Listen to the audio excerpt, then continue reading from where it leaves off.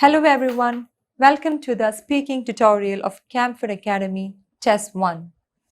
Now let us begin the test. Part 1, question number 1. What games are popular in your country?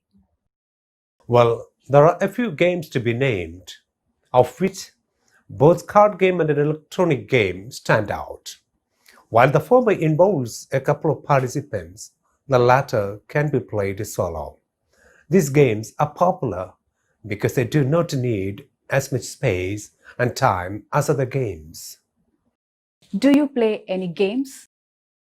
Yes, I do play card games like Bridge and Rummy. That are so mentally intensive and entertaining that it's hard to take my eyes off. Thanks to my brother, my playmate, who is as much interested in the game as I am.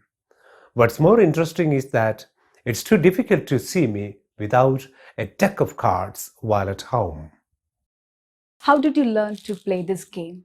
It was from both the elders and the peers who had already got hands-on experience in it. Moreover, the place I hail from is a sort of village where people massively indulge in such games for recreations as to kill the boredom. Now let's move on to part 2. It is called cue card session. You will have 1 minute for preparation and 2 minutes for speaking. Describe an open air or street market which you enjoyed visiting. You should say where the market is, what the market sells, how big the market is, and explain why you enjoyed visiting this market. It's a street market in Phnom Penh in Cambodia, where I visited a couple of months back. Diversified offerings ranging from farmers' produces to fashion stuffs to street foods were on sale there. Interestingly, the boom of supermarkets has indented the popularity of the street market like what we see here in our country.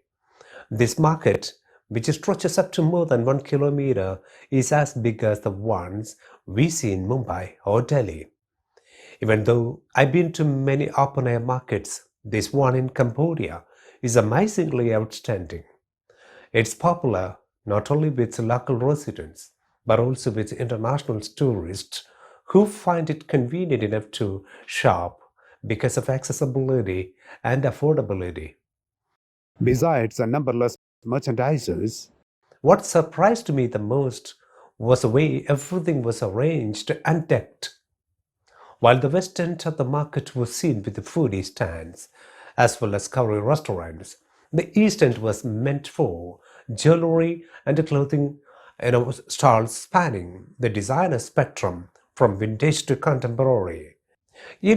Bargaining is as common a feature in the open markets in Cambodia as in India. As it's a famous spot for bargain hunters, people from different walks of life flock to there. I bought a couple of collectibles at an affordable price, which is even unimaginable here in our country. That's why I enjoyed visiting this market quite a lot. Now let's move on to third part speaking session. What do you think are the advantages of buying things from shops rather than markets? Now that many modern shoppers are brand conscious, markets cannot meet their expectations as only locally manufactured merchandises are sold there. On the other hand, shops are the ones that deal with the brands.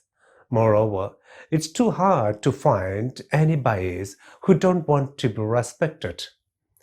Shops are popular for personalized services, for which markets lag far behind.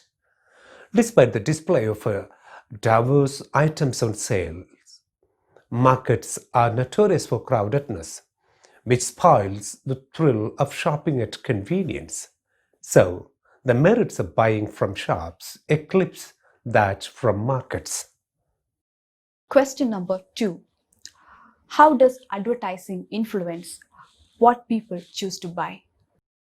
Being short and sharp, adverts are penetrating enough to create surreal demands, and so the choice of consumer is redirected to freakish needs.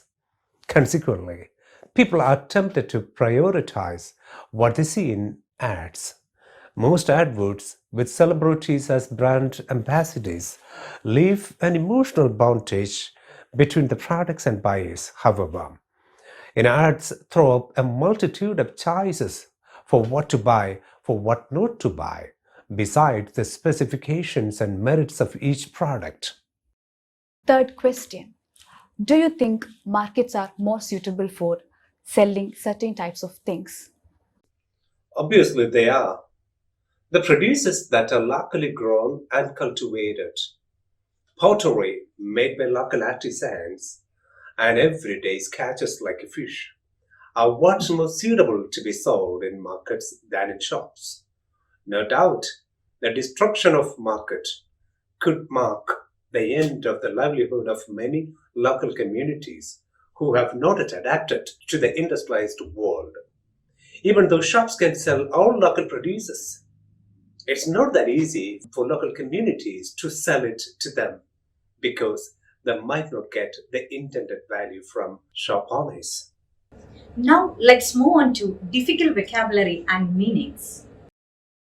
Peer, meaning a person of the same age. Dent, meaning reduce. Merchandise, meaning goods to be bought and sold.